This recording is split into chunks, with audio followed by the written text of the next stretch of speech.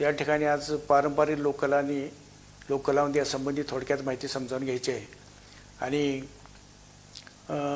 गेली 40 वर्षे मी या क्षेत्रात काम करतोय। त्यासाठी सुरभी नावाची संस्था मी स्थापन केली। सुरुवातीला मी स्वतः विद्यार्थी असताना किंवा नंतर प्राध्यापक झाल्यानंतर विद्यार्थी करवी या लोककला ज्या आहेत त्या स्टेजवर आणण्याचा प्रयत्न केला, पण त्या स्टेजवर आणण्याचा प्रयत्न करून सुद्धा काय त्याचा उपयोग झाला नाही। याचं कारण काय की स्पर्धेपुरतीच ते महत्त्वाचं होतं, स्पर्धेपुरतीच ते मर्यादित राहिलं। पण नंतर आमच्या लक्षात आलं की पारंपरिक जे लोककलावंत आहेत, परंपरागत ज्यांच्याकडे जी लोककला आहे त्यांच्यासाठी आम्ही काम करावं असं आमच्या मनात आल्यानंतर आमचे काही मित्र आणि आम्ही एकत्र आलो आणि सुरभी नावाची संस्था स्थापन केली। आणि त्या संस्थेच्या वतीनं ज्ञात आणि अज्ञात लोकसंस्कृतीचे उपासक जे आहेत त्यांचा शोध घेण्याचा प्रयत्न केला आणि जे काही आम्हाला सापडलेत त्यांच्यासाठी आम्ही काम करण्यास सुरुवात केली की त्यांना व्यासपीठ मिळवून द्यायचं, त्यांचा सन्मान करायचा, त्यांना त्यांची राहण्याची व्यवस्था करायची, एक दिवसाचा महोत्सव घ्यायचा, त्यांना भोजन द्यायचं आणि त्यांचा सन्मान करून त्यांना यथोचित सन्मान करून त्यांना पाठवून द्यायचं। अशा प्रकारचा आम्ही कार्यक्रम गेली 36 वर्षे करतोय। म्हणजे हिरात्र शाहिरांची असेल, गावगाड्यांच्या पाऊलखुणा असेल, गावकुसाची सोबती असतील, अशा प्रकारचे कार्यक्रम आम्ही राबवलेले आहेत। नंतर आता जे आपण या ठिकाणी ज्या लोककला समजावून घेणार आहोत त्या लोककला 2 प्रकारच्या आहेत। त्या म्हणजे त्यातली एक लोककला आपण समजावून घेणार आहोत। त्यामध्ये संगीत, नृत्य आणि अभिनय आदी यासंबंधी असणारी लोककला आपण समजावून घेणार आहोत। दुसरी लोककला आहे ती हस्तकला। हस्तकलेचा संबंध या ठिकाणी नाही आहे। संगीत, नृत्य आणि अभिनयाची जी लोककला आहे त्यामध्ये ज्या लोककला आहेत त्या समजून घ्यायच्या आहेत। त्यामध्ये देखील 2 भाग पडतात। 2 भाग पडतात म्हणजे काय की एक गावगाड्याने विकसित केलेलं लोककला आणि दुसरी लोककला म्हणजे गावगाड्यामध्ये येणारे भटके लोककलावंत जे होते, सुगीच्या दिवसामध्ये येणारे जे लोककलावंत होते त्यांनी जे विकसित केलेल्या लोककला आहेत त्या लोककला। आता त्यामध्ये भटक्या लोककलावंतच्या ज्या लोककला आहे त्यामुळं त्यात पहिली जी लोककला आहे ती म्हणजे पहाटगान। पहाटगान हा लोककलावंत किंवा लोकसंस्कृतीचा उपासक मध्यरात्री म्हणजे साधारण तो 3 वाजता ब्रह्मस्थानावर तो गावागावाड्यामध्ये येत असे। पहाटगान असेल, माचेगान असेल, धवरगान असेल, पानगान असेल, त्यानंतर डाकुलती, डवरी, चित्रगती, भांडपुराण याच्याविषयी फक्त थोडक्यात माहिती आपल्याला मिळते। ती संत साहित्यामध्ये मिळते, संतांच्या अभंगामध्ये मिळते। संतांच्या अभंगामध्ये आपल्याला थोडक्यात माहिती मिळते, कारण संत ज्ञानेश्वर असेल, संत एकनाथ असेल, संत जनी जनार्दन असेल यांच्यामध्ये थोडक्यात माहिती आपल्याला मिळते। त्यानंतर दुसरा जो लोककलावंत येतो, लोकसंस्कृतीचा उपासक जो येतो ब्रह्मस्थानावर जो येतो तो म्हणजे पांगुळ। पांगुळ हा त्याचा पेहरावा असतो तो त्याच्या डोक्याला शंकूच्या आकाराची टोपी असते, अंगामध्ये फाटके कपडे असतात आणि काक्यामध्ये झोळे असते आणि तो हातामध्ये दुसरी याची घुंगराची काठी असते आणि तो धर्म जागवण्यासाठी येतो। गावगाड्यामध्ये येणारा हा दुसरा लोककलावंत तो आता दुर्मिळ झालेला आहे, त्याचं दर्शनही दुर्मिळ झालेलं आहे। तो आता आपणाला दिसेनासा झालेला आहे, कारण का त्याच्याविषयी फक्त संत साहित्यामध्ये, संतांच्या अभंगामध्येच माहिती मिळते। तर त्याच्यानंतर येणारा दुसरा लोककलावंत म्हणजे बाळसंतोष। बाळसंतोष हा लोककलावंत असा आहे की बालकासारखा हावभाव करणारा तो लोककलावंत तो आता तोही दुर्मिळ झालेला आहे। तो मात्र लोकज्योतिषी होता, तो भविष्य सांगायचा। तोही कलावंत आता फार दिसेनासा झालेला आहे। त्याचंही स्थान आता आपणाला दिसेनासा झालेला आहे, तोही कुठे दिसेनासा झालेला आहे। त्याच्यानंतर येणारा जो लोककलावंत आहे तो म्हणजे पिंगळा जोशी। पिंगळा जोशी आता तो आपणाला कुठेतरी त्याचं दर्शन दिसतं। त्याचा पेहरावा असतो, अंगामध्ये अंगरखा असतो, पायामध्ये राजस्थानी बूट असतो, धोतर नेसलेला असतो आणि अंगरखावर कोट असतो, डोक्याला फेटा, लाल गुलाबी फेटा असतो, हातामध्ये डमरू असते आणि त्यानंतर एका हातामध्ये कंदील असतो आणि गावामध्ये विशिष्ट सुरावटीमध्ये देवदेवतांची नावं घेऊन तो फिरत असतो। असा हा पिंगळा जोशी, कुडबुड्या जोशी तो लोककलावंत मात्र तो आज कुठे ना कुठेतरी आपल्याला दिसतो। पण बाकीचा त्याचंही दर्शन आता दुर्मिळ झालेलं आहे. कारण का त्याला तो लोकज्योतिषीच आहे. त्याला पिंगळा नावाचा जो पक्षी असतो त्या पक्ष्याची भाषा समजली जाते असं तो सांगतो आणि तो भविष्यकथन करतो. त्याला जे वाढायला लोक भिक्षा वाढायला जे लोक येतात त्यावेळेला तो सांगतो की मला पिंगळ्याची भाषा समजते आणि पिंगळ्याच्या भाषेवरूनच मी तुम्हाला भविष्य सांगू शकतो. आणि तो भविष्य सांगतो आणि जी काही भिक्षा वाढली जाते त्यावर तो समाधान होऊन निघून जातो. त्यानंतर येणारा लोकसंस्कृतीचा उपासक जो असतो तो म्हणजे सहदेव भाडलीकर. सहदेव भाडली ही 13व्या-14व्या शतकामध्ये ज्योतिषकार होऊन गेले असं म्हटलं जातं. पण सहदेव भाडलीची कथा सगळ्या प्रांतामध्ये आपल्याला हिंदुस्थानात दिसून येते. पण तरीसुद्धा महाराष्ट्रामध्ये 13व्या-14व्या शतकामध्ये हे लोक होऊन गेले असावेत. सहदेव आणि भाडली बहुजन समाजाची ज्योतिषकार असं म्हटलं जातं. यांच्यावर या ज्योतिषकारांनी जे काही लिहून ठेवलेलं आहे त्याच्यावर आधारित भविष्य सांगणारे जे काही ज्योतिषकार होते ते गावगाड्यामध्ये यायचे आणि ते ज्योतिष सांगायचे. ते लोकज्योतिषी देखील आज आपल्याला दिसेनासे झालेले, तेही दुर्मिळ झालेले आहेत. त्यानंतर रामप्रहरी येणारा जे वासुदेव हा सकाळच्या पारी येतो, रामप्रहरी येतो आणि वासुदेवाला असं म्हणतो किंवा दान पावलं पंढरीच्या विठुरायाला दान पावलं अशा प्रकारचं गीत म्हणतो. त्याचा पेहराव असतो. डोक्याला शंकूसारखी टोपी असते आणि त्याच्यावर मोरपिसा असतात. अंगामध्ये बाराबंदी असते. बाराबंदी आणि पायामध्ये धोतर नेसलं असतं, पायामध्ये चप्पल असतं. अशा प्रकारचा पेहराव असतो आणि हातामध्ये टाळ असतो आणि एका हातामध्ये चिपळ्या असतात. आणि तो गाणी म्हणत येतो त्यावेळात त्याच्याभोवती बालगोपाळांचा घोळका जमतो आणि त्याला जे तो प्रत्येक दारामध्ये जातो तर मन खुशीनं त्याला धान्य वाढलं जातं आणि तो समाधान होऊन तो निघून जातो. पण त्याचं दर्शन आताही फार दुर्मिळ झालेलं आहे. त्याचं दर्शन अलीकडच्या काळामध्ये राजकीय लोकांनी प्रचारासाठी त्याचा उपयोग केलेला दिसून येतो. पण त्याचं दर्शन आपल्याला पंढरीच्या वारीमध्ये निश्चितच होतं. या वासुदेवांचं दर्शन आपल्याला पंढरीच्या वारीमध्ये निश्चित होतं, हे मात्र आहे, हे खरं आहे. यानंतर जो लोकसंस्कृतीचा उपासक येतो तो म्हणजे आराध्य गोंधळी जो आहे तो आराध्य गोंधळी शाहीर एक असतो आणि संबळ वाजवणार एक असतो. त्याचंही दर्शन आता दुर्मिळ झालेलं आहे. तरीसुद्धा तो काही ठिकाणी गावगाड्यामध्ये दिसतो. तो येतो ज्या घरामध्ये जातो किंवा ज्या दारामध्ये जातो त्या दारामध्ये त्याला जे वाढण्यासाठी स्वखुशीने जी व्यक्ती येते किंवा एखादी स्त्री येते त्यावेळेला त्या स्त्रीचं नाव विचारतो आणि जो संबळ वाजवतो त्याला तो विशिष्ट बोटानं खुणा करतो आणि खुणा करून ते नाव सांगतो. त्या स्त्रीला नाव विचारलं असते आणि तिच्या वंशजाचं नाव विचारलं असतं, पूर्वजाचं नाव विचारलेलं असतं आणि ते पूर्वजाचं नाव विचारलेलं असतं. त्यावेळेला तो खुणा करून त्या संबळवाल्याला सांगतो की बाबा खुणा करून सांगतो. त्यावेळेला ते संबळवाला ते नाव ओळखतो आणि म्हणतो सखुबाई सुननं सकाराम सासऱ्याच्या नावानं, सुब्बर भात दिलं सासऱ्याच्या नावानं, दिलं नावानं अशा प्रकारचं तो नाव ओळखतो आणि ते सासऱ्याच्या नावानं तो उद्धार करतो, देवीच्या नावानं तो उद्धार करतो. अशा प्रकारचं हे आराध्य गोंधळी गावामध्ये आलेले असतात. पण आज त्यांचंही दर्शन दुर्मिळ झालेलं आहे की शाहीर आणि संबळ वाजवणारा त्याचा जो साथीदार असतो ते दोघंही आता दुर्मिळ झालेले आहेत. पण अलीकडच्या काळामध्ये त्यांच्यातली सुशिक्षित मंडळींनी त्यांच्या स्पर्धा घेतलेल्या आपल्याला दिसून येतात.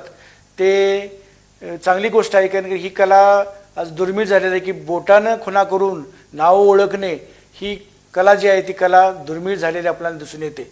तर ती कला आज ओळखणं गरजेचं आहे. नव्या पिढीला ते कळलं पाहिजे असं आम्हाला वाटतं. त्यासाठी आम्ही प्रयत्न केलेला आहे आणि आम्ही शिवाजी विद्यापीठाच्या युवा महोत्सवमध्ये हा आराध्य गोंधळीचा नृत्य प्रकार आम्ही बसवलेला होता.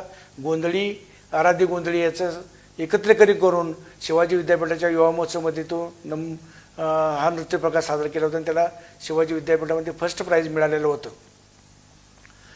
त्यानंतर येणार लोकसंस्कृतीचा उपासक म्हणजे हेळवी हा लोकसंस्कृतीचा उपासक गावामध्ये बैलावर बसून येतो. बैलावर बसून आल्यानंतर तो ज्या दारामध्ये जातो, ज्या घरामध्ये जातो तो त्या घराण्याचा इतिहास तो सांगतो, वंशावळीचा इतिहास सांगतो. त्यांचे पूर्वज कधी या ठिकाणी या गावामध्ये आलेत ते सांगत असतो आणि ते साल सांगतो आणि प्रत्येक घराण्यातले प्रत्येक व्यक्तीचे ते नाव सांगतो आणि शेवटी कोण नवीन जन्माला आला असेल त्याची नोंद करून घेतो. हा वंशावळीचा इतिहास अतिशय महत्त्वाचा आहे. ती हेडव्याकडून आपल्याला समजतो. हेडवी हा लोक कलावंत आज तोही दुर्मिळ झालेला आहे. आपल्याला हेडव्याच्यामध्ये आज लोक शिक्षण घेऊन लोक सुधारलेले आपल्याला दिसतात. आपल्याकडं प्राचार्य हेडवे म्हणून आमच्याकडं शिवाजी विद्यापीठामध्ये होते. ते MPSC UPSCचे देखील ते शिक्षण मार्गदर्शक होते. चांगली गोष्ट आहे की अशा प्रकारे हे लोक सुधारले पाहिजेत असं आम्हाला वाटतं. तर ते सुधारलेले दिसून येतात. हेडवी हा वंशावळी सांगणारा लोककलावंत आज तोही दुर्मिळ होऊ लागलेला आहे. त्यानंतर येणारा लोकसंस्कृतीचा उपासक म्हणजे दांगड शाहीर आज दुर्मिळ झालेला आहे. दांगटी शाहिरी आज आपल्याला ऐकायला मिळत नाही. दांगटी शाहिरी अतिशय सुंदररित्या पूर्वी गायची. ती गाणारी मंडळी आज आपल्याला दिसेनासे झालेले आहेत, दुर्मिळ झालेले आहेत. तर आमच्या लहानपणी सकाराम दांगड नावाचा दांगड येत होता आणि तो दांगड तो कोणाच्या दारात जात नसे.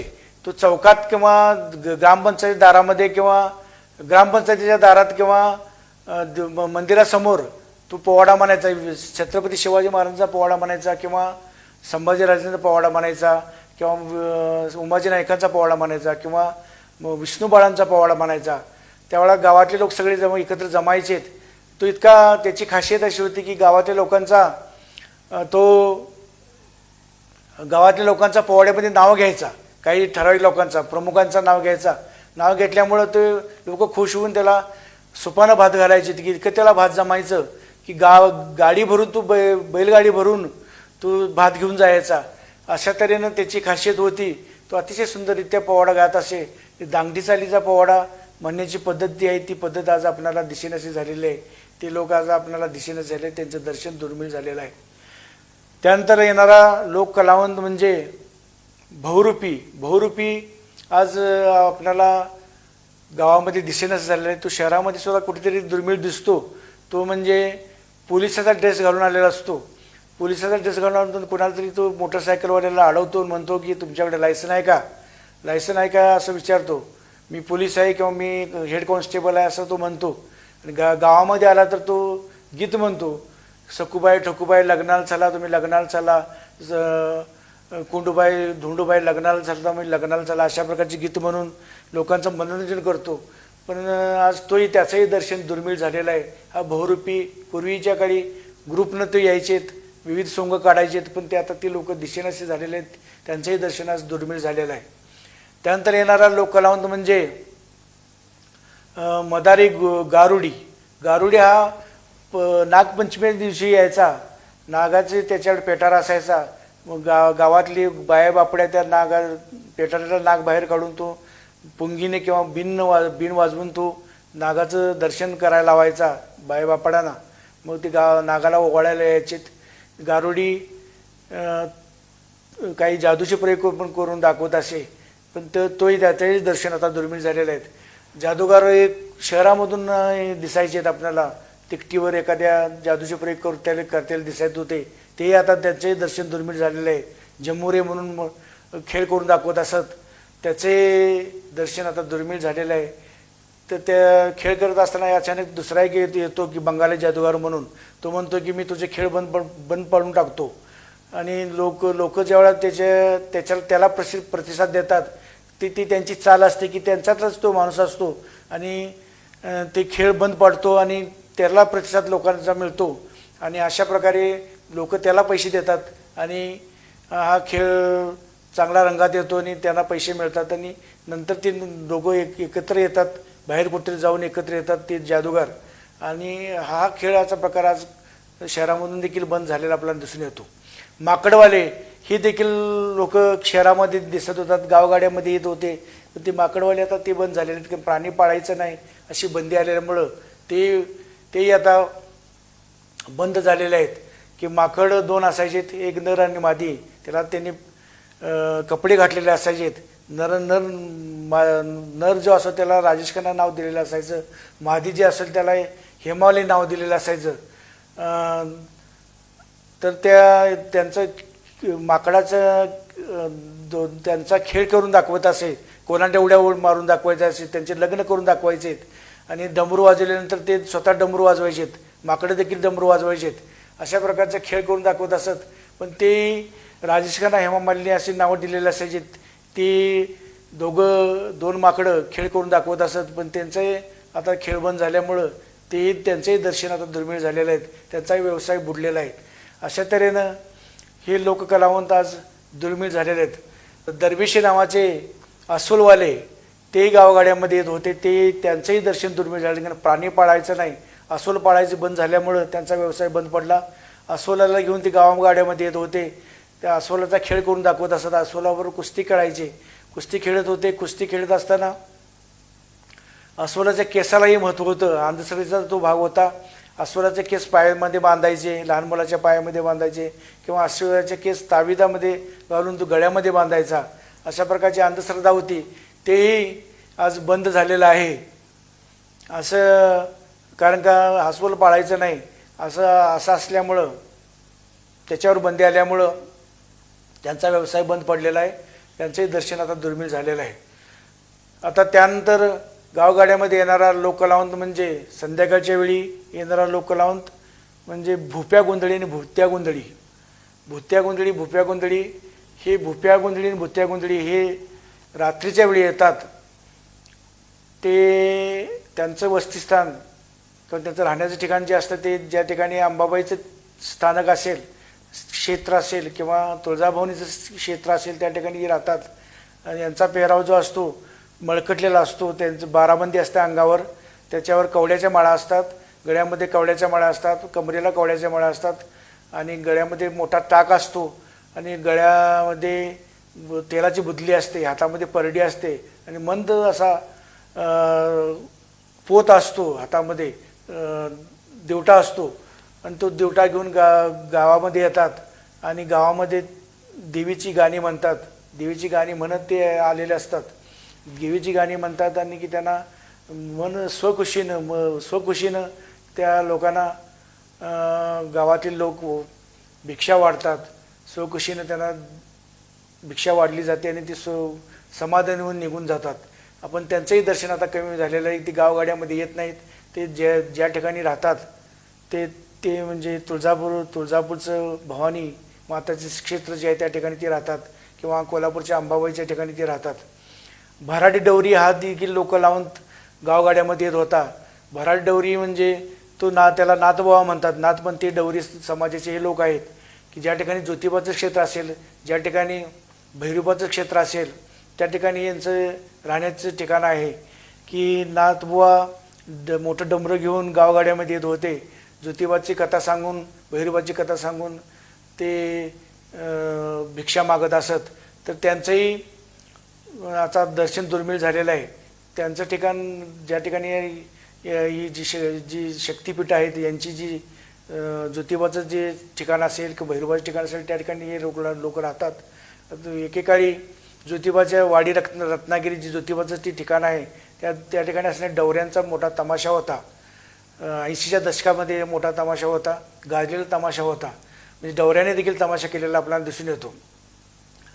यानंतर गावगाड्यामध्ये कडकलक्ष्मी येऊ शकते. कडकलक्ष्मी येत असेल, पोतराज येत असेल आणि कडकलक्ष्मी ही गावगाड्यामध्ये येते. ते कडकलक्ष्मी येत आल्यानंतर ते ढोल वाजवते मोठ्या प्रमाणात, या म्हणून ओरडते. जर लवकर जर कोण बाया बापड्या आल्या नाही तर तो अंगावर चाबूक मारून घेते. चाबूक मारून घेतल्यानंतर जर लवकर बाया बापड्या नाही आल्या तर दंडावर ते सोया मारून घेते, रक्तबंबाळ दंड करते. म्हणजे लक्ष्मी किती कडक आहे हे दाखवून देते. नंतर बाया बापड्या आल्यानंतर ती शांत होते. शांत झाल्यानंतर बाया बापड्या हातामध्ये सुपामधून धान्य घेऊन येतात, हळदी कुंकू घेऊन येतात, देवीला वाहतात आणि जे धान्य जे आणलेलं असते ते त्यांना देतात. मग समाधानी होऊन तो निघून जातो. अशा तऱ्हेनं कडकलक्ष्मी आल्यानंतर पोतराज येतो. पोतराज हा त्याचा पेहराव जो असतो तो अंगात अंगरख असतो, कमरेला वेगवेगळ्या प्रकारचे रंगीत असे कपडे असतात, म्हणजे रुमाल असतात. आणि कमरेला घुंगूर बांधलेला असतो, पायामध्ये चाळ असतो, हातामध्ये बांगड्या असतात, त्यानंतर डोक्याला मळवट भरलेला असतो, कपाळावर मळवट भरलेला असतो, बुचडा बांधलेला असतो आणि हातामध्ये हलगी असते. हलगी वाजवत तो देवीची गाणी म्हणतो आणि भिक्षा मागतो. तो माधुकरी मागतो. माधुकरी मागल्यानंतर त्याला तो शुक्रवार आणि मंगळवार या 2 दिवशीच येतो. तो पोतराज मर्याईची गीतं म्हणतो, मर्याईकडून मर्याईची गाणी म्हणतो. शेवटचा जो लोककलावंत आहे तो म्हणजे डोंबारी.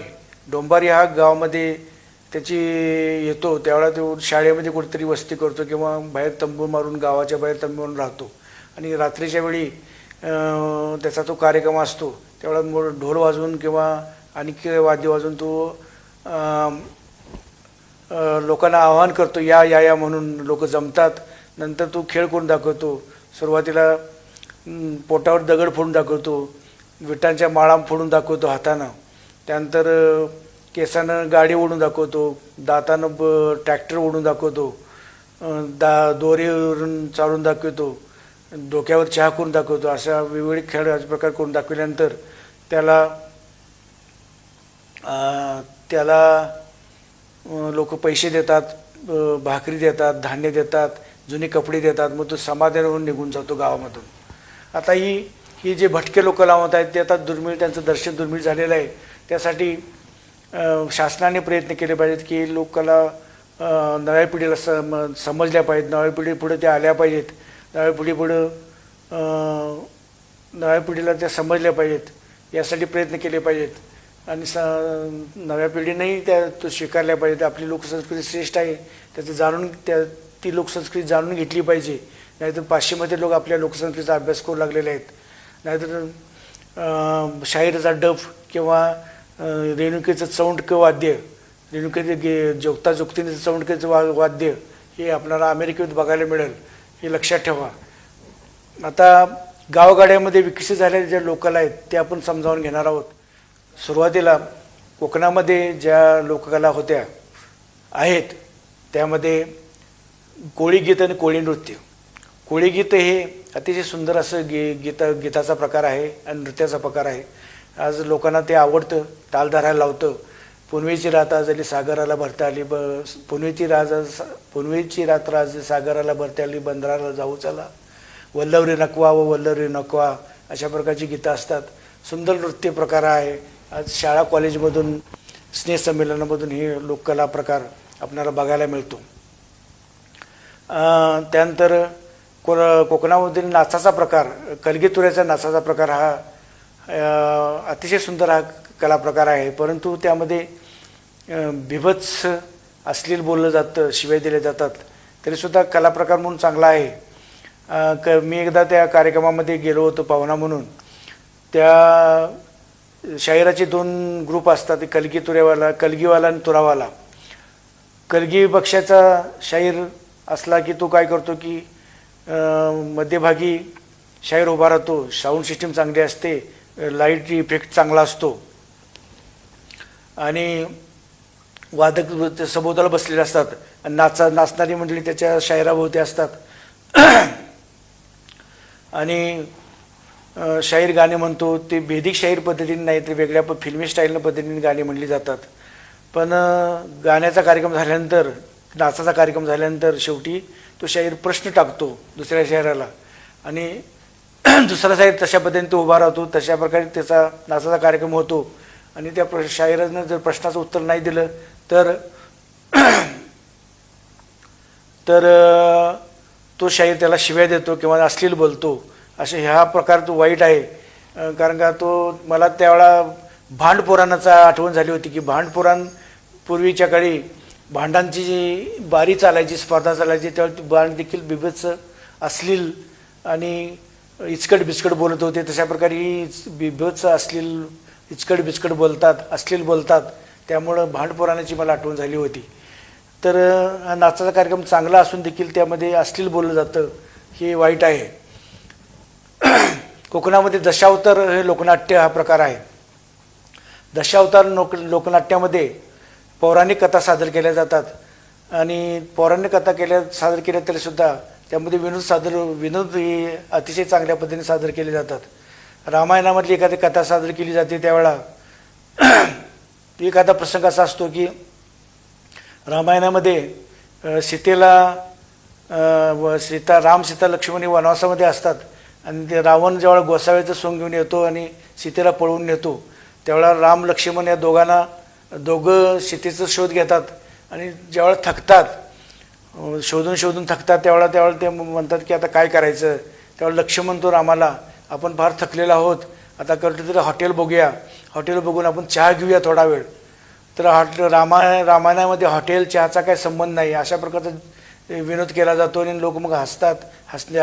हास्याचे फवारे उडले जातात. मग आणखी काय विनोद असे असतात की एखाद्या वेळेस प्रेक्षकामध्ये एखादं मूल रडतं त्यावेळेला ते मग नाटकातला एखादं पात्र म्हणतं की बाई त्या मुलाला थांबव, त्याला दूध पाज, अशा प्रकारचा विनोद केला जातो.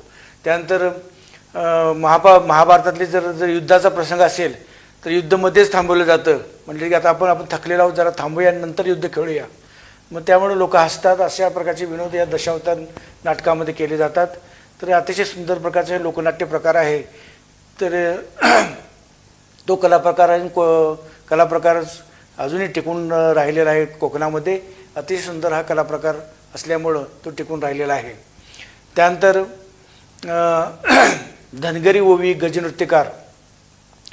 धनगरी ओवी जे आहे प्रकार जो आहे तो जेव्हा धनगर लोक शेळ्या मेंढ्या राखून येतात, शिनलेले असतात अगदी, त्यामुळे शिन घालवण्यासाठी बासरी ढोल वाजवून कैत्याळ वाजवून त्या तालावर ओव्या म्हणतात, पौराणिक ओव्या म्हणतात, कथा सांगतात. सुंबराना मांडला तयाच्या वेळेला वाशिया गावाला बिरोबा देवाला अशा प्रकारची गीतं म्हणतात. आणि अतिशय सुंदररित्या ते गीतं असतात, म्हणजे ओव्या असतात. आणि काही सामाजिक ओव्या देखील ते म्हणतात. त्यामध्ये लेख वाचवा, त्यानंतर साक्षरता प्रसारण, दारूबंदी अशा प्रकारचे ते सामाजिक प्रश्न देखील ते म्हणतात. प्रसंगाच्या ओव्या देखील ते म्हणतात. त्यानंतर गजानृत्य त्यांचा लोकनृत्याचा प्रकार आहे. अतिशय चांगला पेहराव तो घालून ढोलाच्या आणि कैताळ्याच्या तालावरती नाचतात. तो कलाप्रकार आम्ही एकदा शिवाजी विद्यापीठाच्या युवा महोत्सवमध्ये विद्यार्थ्यांच्या करवी बसवलेला होता आणि त्याला शिवाजी विद्यापीठामध्ये फर्स्ट प्राईज मिळालेलं होतं ते. आणि युवक बिरादरीमध्ये मुंबईमध्ये मी तो कलाप्रकार नेलेला होता आणि तो कलाप्रकार मुंबईमध्ये देखील युवा बिरादरीमध्ये फर्स्ट प्राईज त्याला मिळालेलं होतं आपल्याला. अतिशय चांगला कलाप्रकार आहे तो, नृत्याचा प्रकार आहे. त्यानंतर जो गावगाड्यामधील जो कला प्रकार आहे तो म्हणजे झिम्मा फुगडी हा कलाप्रकार गावगाड्यातला म्हणजे लोकलीच्या इतिहासामध्ये सर्वात मोठा लोककला आहे ती.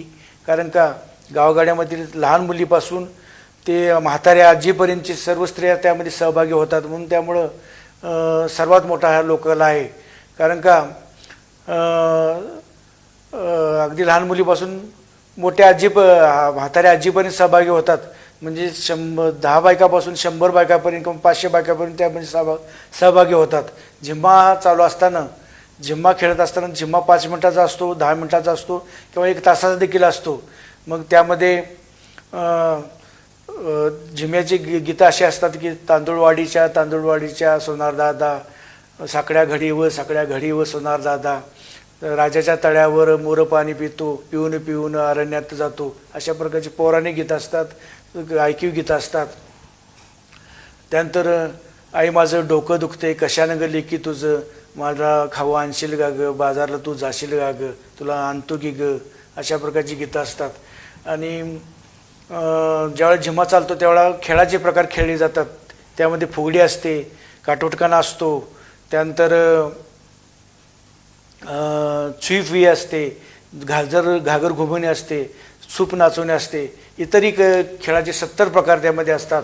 त्या 70 प्रकारापैकी सासू सासऱ्याचा संबंध असेल, सासू सासऱ्याचा संवाद असेल, सुनेचा आणि सासूचा संवाद असेल, नवरा बायकोचा संवाद असेल, ननंद भाऊजीचा संवाद असेल, ते संवाद सगळे त्या खेळाच्या रूपाने सादर केले जातात.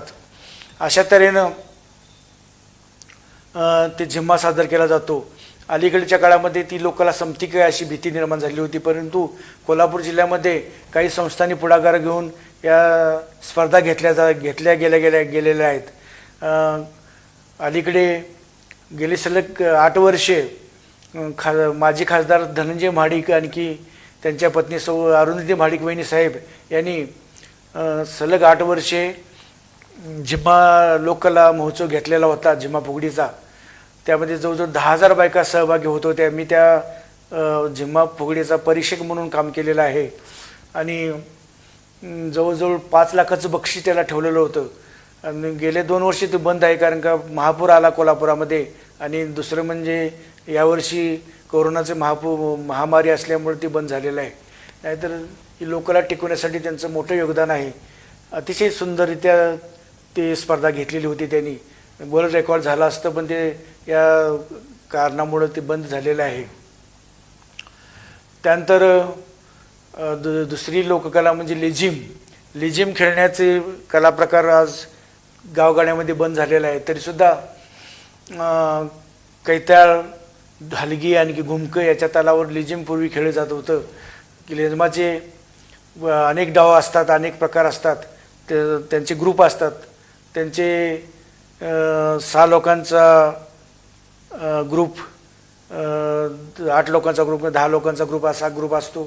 तर ते डाव असतात, डाव खेळण्याचे प्रकार असतात. हलगीच्या तालावर ते खेळले जातात, हलगी घुमक्याच्या तालावर, कैताळीच्या तालावर. आणि लेझमामध्ये आणखी एक खेळाचा प्रकार आहे, तो म्हणजे एखाद्याचं डोळं बांधायचं आणि नारळ लपवून ठेवायचा. तर हलगीच्या ठेकावर तो नारळ शोधून काढतो, असा एक प्रकार आहे. त्यानंतर तोंडामध्ये रॉकेल घेऊन देवट्या पेटवून ते फुंकर मारायचा आणि ते फुंकर मारून ते भडका करायचा, अशा प्रकारचा खेळ असतो. हलगीच्या तालावर दांडपटात खेळण्याचा प्रकार होता. हलगीच्या तालावर करड्या वाजवून खेळायचा हा प्रकार होता. तोही खेळाचा प्रकार बंद झालेला आहे. आता मर्दानी खेळाचे स्वतंत्र तापे आहेत. त्यानंतर हलगी, कैताळ आणखी घुमक्याचे स्वतंत्र तापे आहेत, परंतु लेझमाचे तापे मात्र बंद झालेले आपल्याला दिसून येतात. हा खेळाचा प्रकार बंद झालेला आहे. तो पुन्हा सुरू झाला पाहिजे असा आमचा प्रयत्न सुरू आहे, पण तो होतो की नाही आता काळ सांगू शकेल. त्यानंतर भजन, कीर्तन, प्रवचन. आपल्याकडे भजनाचे वारकरी संप्रदाय मोठा असल्यामुळं भजन, कीर्तन, प्रवचन हे मोठ्या प्रमाणात गावोगावी गल्लोगल्ली आपल्याला बघायला मिळतं. कीर्तन गल्लोगल्ली बघायला मिळत नाही, पण भजन मात्र गल्लोगल्ली आपल्याला बघायला मिळतं. कारण का भजनाचे 4 प्रकार, आपल्याला 4-5 प्रकार आपल्याला बघायला मिळतात. विठ्ठलपंथी भजन, सोंगी भजन, दत्तपंथी भजन, त्यानंतर एकतारी भजन आणि शास्त्रीय संगीतावर आधारित भजन. ते भजन विठ्ठलपंथी भजनामध्ये मृदंग आणखी टाळाचा वापर केला जातो. दत्तपंथी भजनामध्ये दिंबडी आणि ढोलकीचा वापर केला जातो. सोंगी भजनामध्ये विविध सोंग काढले जातात, ढोलकी आणखी दिंबडीचा आणि वापर केला जातो. सोंगी एकतारी भजनामध्ये एकतारी आणखी दिंबडीचा वापर केला जातो. आणि शास्त्रीय संगीतामध्ये शास्त्रीय संगीताचा अभ्यास असणारी मंडळी गातात. अशा तऱ्हेनं वेगवेगळी भजनं आपणाला भागवत धर्माचाच पताका घेऊन ती अभंग म्हणत असतात. अशी भजनाची परंपरा आपल्या महाराष्ट्रामध्ये मोठ्या प्रमाणात आहे. कीर्तन, प्रवचन हे दिलं जातं. शास्त्रीय संगीताची जी भजन असतात त्यातूनच कीर्तन, प्रवचन दिलं जातं. भारुड म्हणण्याची पद्धत सोंगी भजनातून आपल्याला जास्त दिसते. काही स्वतंत्र भारुड म्हणण्याची भटके लोक लावत आहेत. त्यामध्ये विंचू चावलासारखी भारुड आहेत. वरचणीचं पाणी आड्याला गेलं किंवा एका आण्याच्या टोकावर वसली 3 गावं, 2 वसाड एक वसेचं ना, अशा प्रकारचे भारुड गाणारी मंडळी, स्वतंत्र अशी भारुड गाणारी मंडळी आज आपल्याला बघायला मिळतात. ती असे लोकलावंत आज आपल्याला बघायला मिळतात आहेत. म्हणजे गावगाड्याने विकसित केलेले लोकलावंत बघायला मिळतात. त्यानंतर राष्ट्रीय शाहिरी पोवाडा. पोवाडा हा प्रांगणी कंठसंगीताचा प्रकार आहे. पोवाड्याचं मूळ अगदी प्राचीन काळामध्ये जातं. त्यामध्ये तुम्हाला सांगायचं म्हणजे अथर्ववेदामधील परीक्षित गाथा यामध्ये त्याचं मूळ आहे. त्यानंतर ऐतरेय ब्राह्मण ग्रंथामध्ये त्याचं मूळ सापडतं. पूर्वीच्या काळी देवदेवतांचे पोवाडे, तीर्थक्षेत्रांचे पोवाडे रचले जाते होते. मध्ययुगामध्ये जे काव्य रचलं गेलं त्याला रासोकाव्य असं म्हणतात.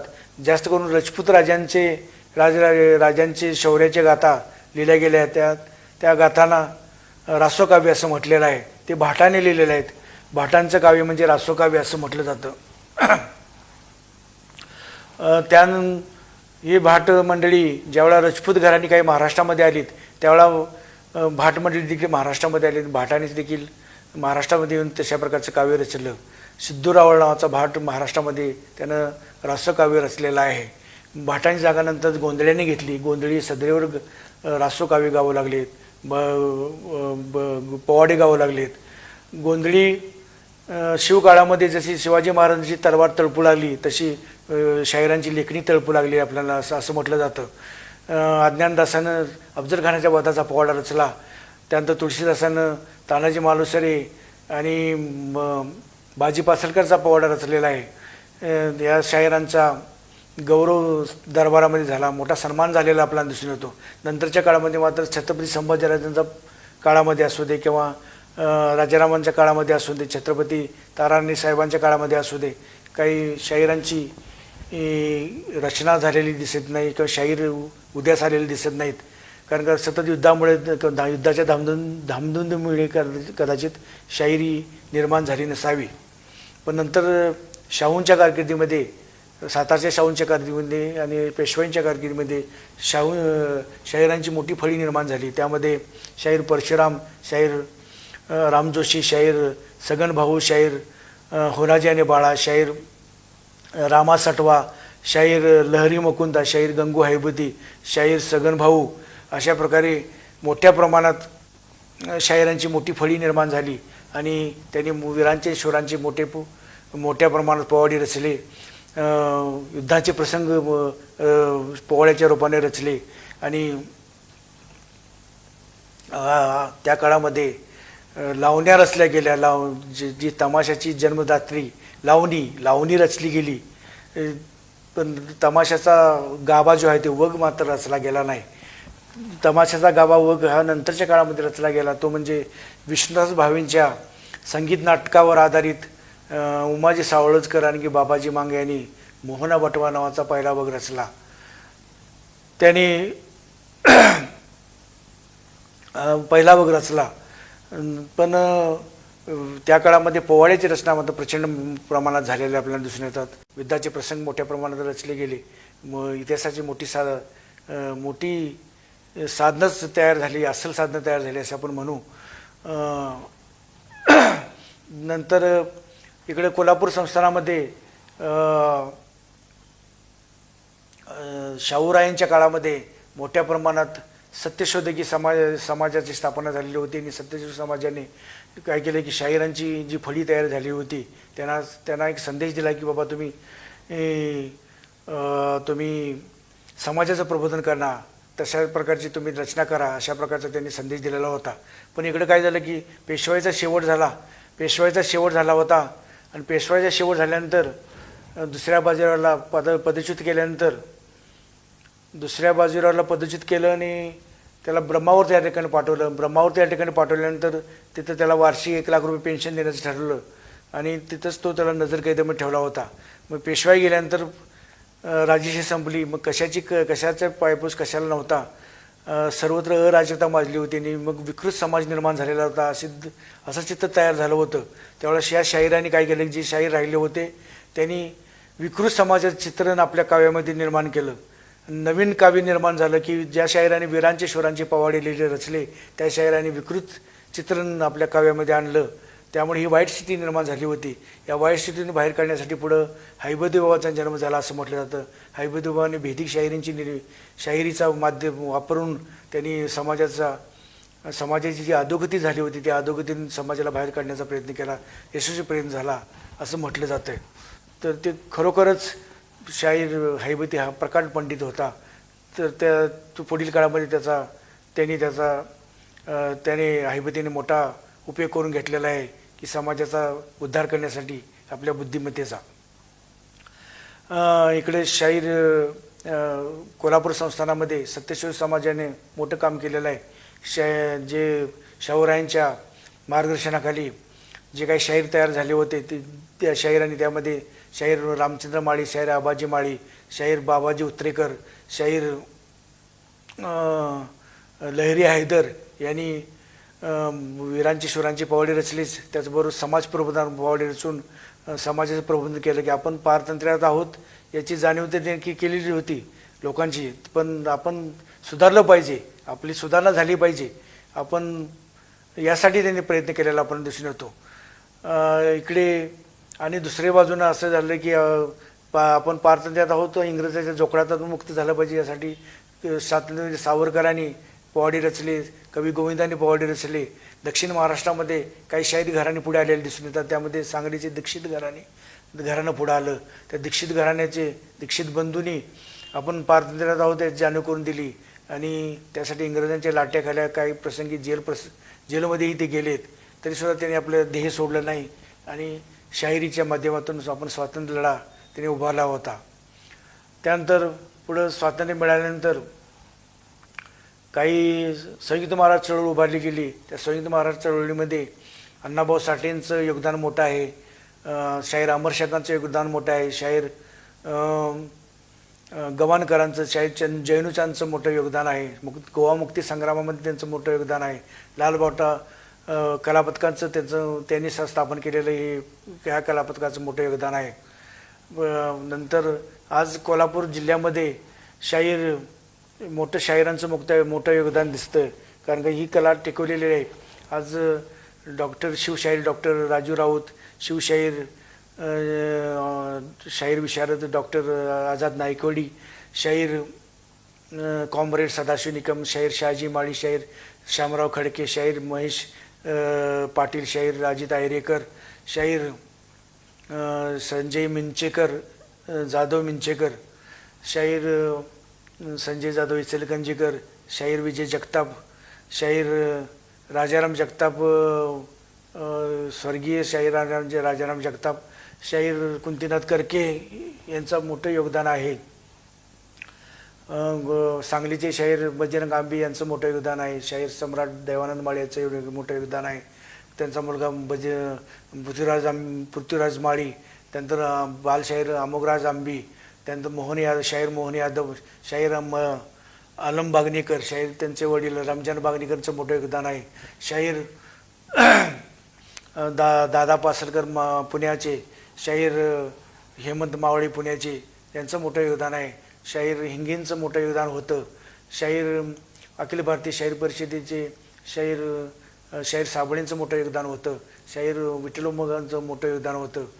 शाहीर वामनदादा कर्डक आंबेडकरवादी विचारसरणीचे मोठे शाहीर, त्यांचं मोठं योगदान होतं. त्यानंतर नंदेश समूहाचं मोठं कार्य चाललेलं आहे. अशा तऱ्हेनं विजय तनपुरे यांचं मोठं कार्य चाललेलं आहे. शाहीर भगतांचं मोठं कार्य चाललेलं आहे. अशा तऱ्हेनं आज ही लोककला मोठ्या प्रमाणात टिकलेली आहे आणि त्याचं कार्य मोठ्या प्रमाणात शाहिरांनी चालवलेलं आहे. दुसरी शायरी म्हणजे भेदिक शाहिरी. भेदिक शाहिरी ही खरं तर मूळ शाहिरी आहे. भेदिक शाहिरीची म्हणजे दोन पक्ष असतात, कलगी आणि तुरा. कलगी तुरा याबाबत असं म्हटले, कलगी आणि तुरा म्हणजे पागोटीत घालावायचा अलंकार किंवा बक्षीस असं म्हटलेलं आहे त्याला. तर याच्या बाबत दोन पुरावे सापडलेले आहेत. सन 1441 मध्ये बिदरचा बादशाह अल्लाउद्दीन याने शाहीर त्रिमलदासाला कलगी बक्षीस दिलेले होते. त्याला दबाव लावण्यासाठी निशाण आणखी त्रिशूल दिलेलं होतं. सन 1545 मध्ये बादशाह निजाम बुरहानुद्दीन याने शाहीर अमीनदासाला तुरा बक्षीस दिल्याचा उल्लेख आहे. म्हणजे कलगी तुरा हे बक्षीस आहे, गौरव आहे, सन्मान आहे असं म्हटलं जातं. पण तरीसुद्धा या ठिकाणी त्याचा अर्थ आहे कलगी म्हणजे स्त्री, शक्ती, पार्वती, माया, प्रकृती. तुरा म्हणजे ब्रह्म, शिव किंवा पुरुष. म्हणजे पुरुष श्रेष्ठ का प्रकृती श्रेष्ठ, ब्रह्मश्रेष्ठ का माया श्रेष्ठ, शिवश्रेष्ठ का शक्तिश्रेष्ठ, अशा प्रकारचा हो वाद आहे. हा वैचारिक वाद आहे, संघर्ष आहे. या विश्वाची निर्मिती कोणी केली, या विश्वाच्या निर्मितीमध्ये पहिल्यांदा कोण आलं किंवा कुणी निर्मिती केली, अशा प्रकारचा हा वाद आहे. हे भेद म्हणजे रहस्य, हे रहस्य जाणून घेण्यासाठी कोण पहिल्यांदा आलं, अशा प्रकारचा हा वैचारिक संघर्ष निर्माण झालेला आहे या भेदिक शायरीमध्ये. तरीसुद्धा काही कवींनी काही शायरांनी असं म्हटलेलं आहे, कवी हैबती असेल, कवी शंभूराज असेल, कवी दिगंबर असेल, कवी रामचंद्र असेल, यांनी असं म्हटलेलं आहे की संसाराचा गाडा नवरा बायकोशिवाय चालत नाही. नवरा बायको हे दोघं एकत्र असल्याशिवाय तो संसाराचा गाडा चालत नाही. किंवा बैलगाडी जर चालायची असेल तर बैलगाडीला 2 चाकं असतात, ते 2 चाकं असल्याशिवाय गाडी चालणार नाही. त्यामुळं कलियुगाच्या वादात आपण पडता कामा नाही. हा संघर्ष चालवावा, पण संघर्ष कुठेतरी थांबवला पाहिजे असं त्यांनी म्हटलेलं आहे. हैबती बुवांनी सुद्धा कलगी पक्षाचे जरी शिरोमणी असले तरी सुद्धा त्यांनी असं म्हटलेलं आहे की हा संघर्ष कुठेतरी थांबला पाहिजे असं त्यांनी म्हटलेलं आहे. त्यांनी 1,60,000 कवनं लिहिलीत. इतकी कवनं आहेत की या शाहिरीमध्ये की जगाच्या लोककलेच्या इतिहासामध्ये इतकी कवनं, इतकी काव्य कुठल्याच लोककलेमध्ये नाही आहेत. तर हे काव्य टिकलं पाहिजे यासाठी आम्ही प्रयत्न सुरू केलेला आहे. मोठ्या प्रमाणात आमचा प्रयत्न आहे, हे टिकलं पाहिजे, हे सांभाळलं पाहिजे यासाठी आम्ही प्रयत्न केलेला आहे.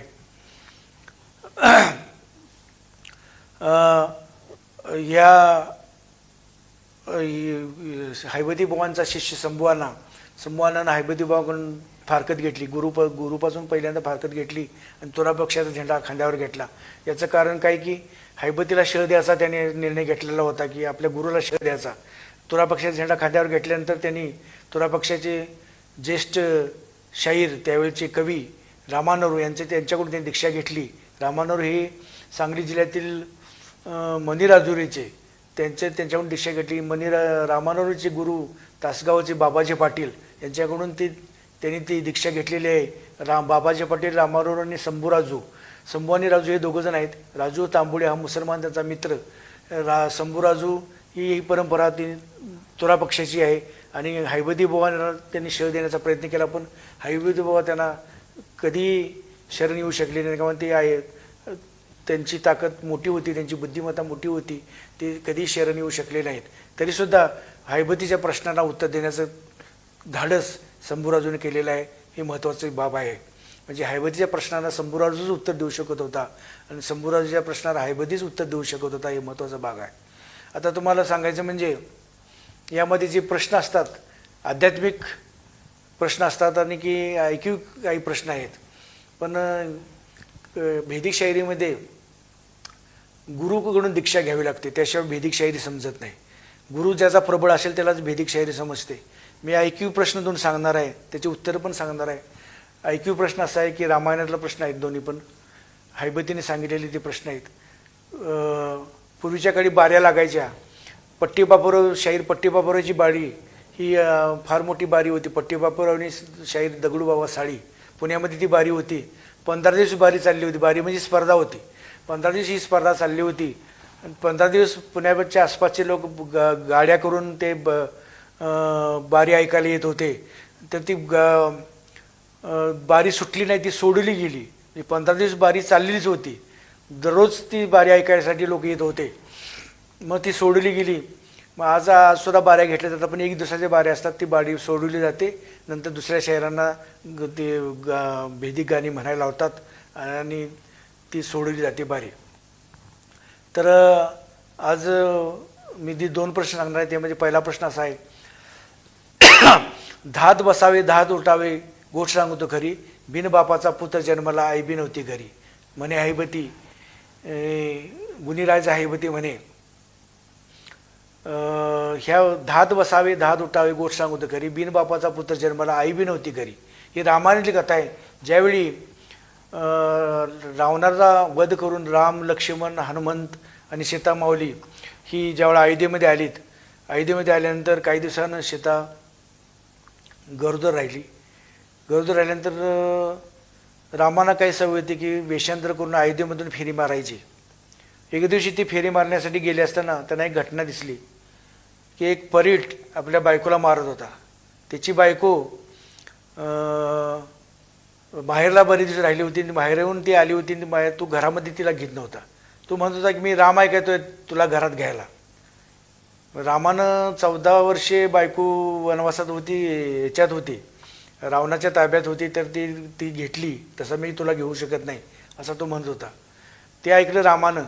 राम ताबडतोब राजवाड्यात आल्यानंतर लक्ष्मणाला बोलून घेतलं की सीतेला ताबडतोब तू जंगलात नेऊन सोड.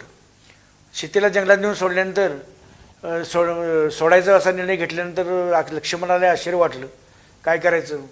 रामाचा आदेश आहे म्हणून त्यानं ऐकलं की सीतेला घेतलं बरोबर आणि जंगलात नेऊन सोडलं. जंगलात सोडायचं कसं म्हणून त्याने वाल्मिक ऋषीच्या आश्रमात नेऊन सोडलं. वाल्मिक ऋषीच्या आश्रमात सोडल्यानंतर परत आला लक्ष्मण. काही दिवसानं सीतेला तिथं मुलगा झाला, त्याचं नाव कुश ठेवण्यात आलं. एके दिवशी काय झालं, काही दिवसानं त्या आश्रमातले सगळे वाल्मिक ऋषी आणि सगळे ऋषी बाहेर कुठेतरी गेले आणि एकटीच सीता राहिली होती. सीतेला पाणी आणायला जायचं होतं.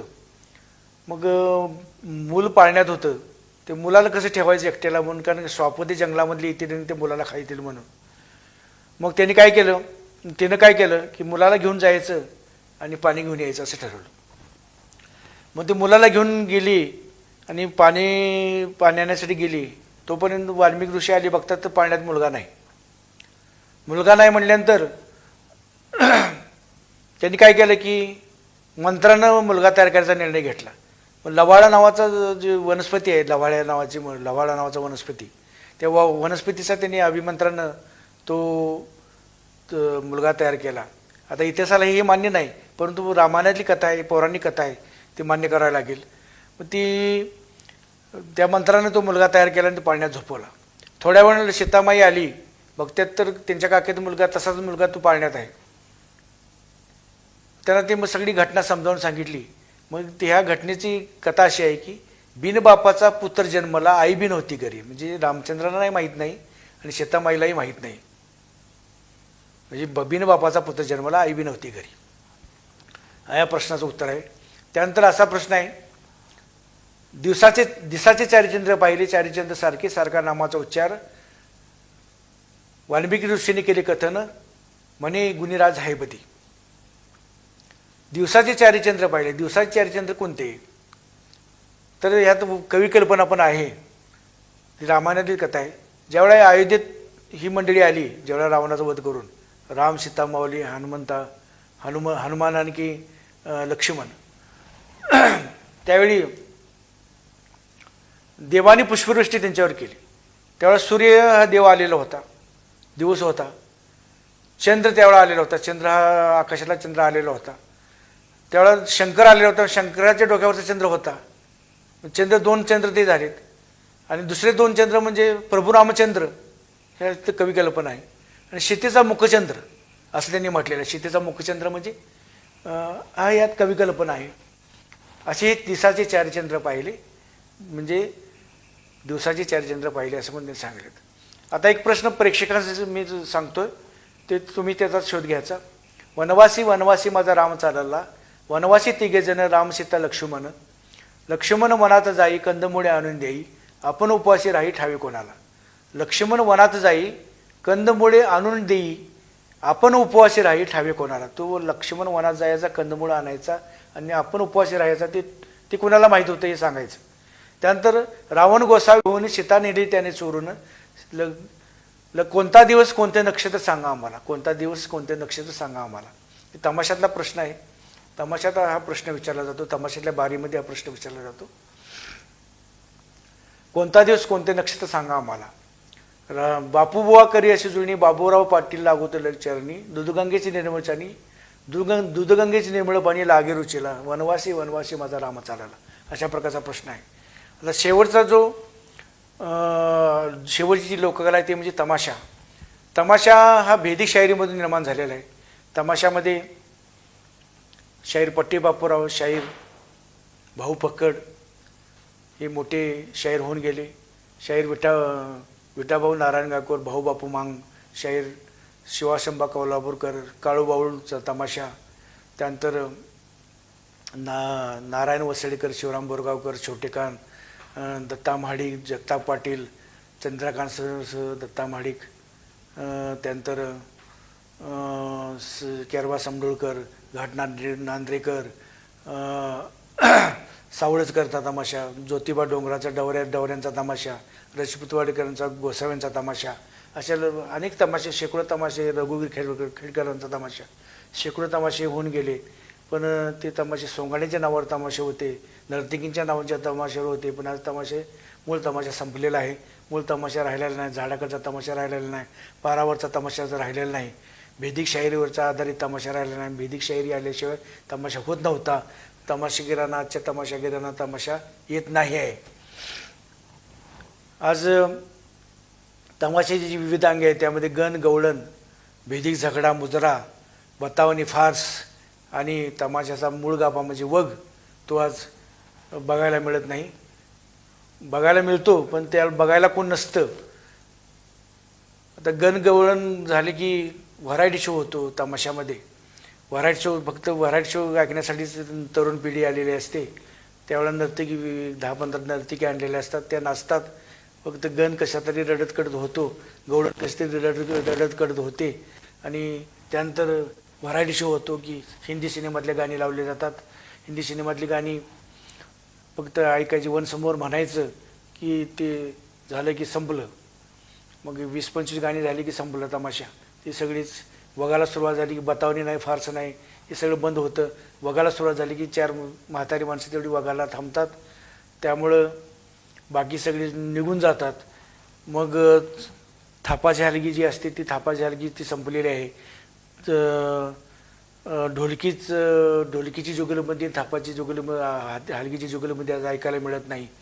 2 ढोलके असतात, ते 2 ढोलके आता बसून वाजवले जातात. त्यानंतर सुरत्यांचं आवाज ऐकायला मिळत नाही. सुरते ते भेदिक शाहिरीमधले सुरते असतात, भेदिक शाहिरीचा अभ्यास असणारे सुरते असतात, सूर देणारे असतात, ती सुरते आपल्याला बघायला मिळत नाहीत. त्यानंतर आज आधुनिक वाद्याचा वापर केला जातो. त्यामध्ये ऑर्गन असते, पॅड असतं, कीबोर्ड असतो, सगळं जे आधुनिक ड्रम्स वगैरे असतात ते नुसती बडाबडी करतात. धड तो ऑर्केस्ट्रा नाही, धड तमाशा नाही, धड कलापथक नाही, अशी अवस्था तमाशाही झालेली आहे. आणि पूर्वीचा तमाशा जो पवळानी पट्टीबापरूंनी गाजवला, ज्यांनी अविस्मरणीय तमाशा केला, विठाभाऊ नारायणगावकरांनी केला, काळूबाळूंनी अविस्मरणीय तमाशा केला, ते तमाशा आज बघायला मिळत नाही. पारावरचा तमाशा बघायला मिळत नाही. सकाळचा 10-12 वाजेपर्यंत तमाशा असतो, तो तमाशा बघायला मिळत नाही. वग बघायचं तर सोंगाड्याचं महत्त्व आज समजलं. सोंगाडा नामशेष झालेला आहे. हे नामशेष तमाशा म्हणजे इतर लोकांना आज विकसित झालेले दिसतात थोड्या बहुत, पण तमाशा हा नामशेष होत आहे हे मात्र खरं. याला सरकारनं पॅकेज दिलेलं असून देखील पारंपरिक लोक तमाशा तुम्ही करा म्हणून असं सरकार पॅकेज देतं, 1,00,000 2,00,000 पॅकेज देतं. परंतु ते पॅकेज घेऊन देखील तमाशा कलावंत तिकडे दुर्लक्ष करत आहेत. मूळ तमाशा ते करत नाहीत, फक्त व्हरायटी शो करतात आणि तमाशा झाला म्हणून सांगतात आणि तमाशा होत नाही. अशा परीने ही लोककला संपत आलेली आहे. तर ह्या लोककला टिकल्या पाहिजेत असं आम्हाला वाटतं. लोककला टिकण्यासाठी समाजानं न्याय दिला पाहिजे आणि शासनाने न्याय देण्याचा प्रयत्न केला पाहिजे. भारतीय लोकसंस्कृती अतिशय श्रेष्ठ आहे. लोकसंस्कृती उपासकाचा अभ्यास आपण करण्याचा प्रयत्न केला पाहिजे, त्यांना न्याय देण्याचा प्रयत्न केला पाहिजे असं मला वाटतं. आणि मला या ठिकाणी सिंधुजन अकादमीनं बोलण्याची संधी दिली त्यावेळी मी त्यांचा आभार मानतो आणि मी या ठिकाणी थांबतो.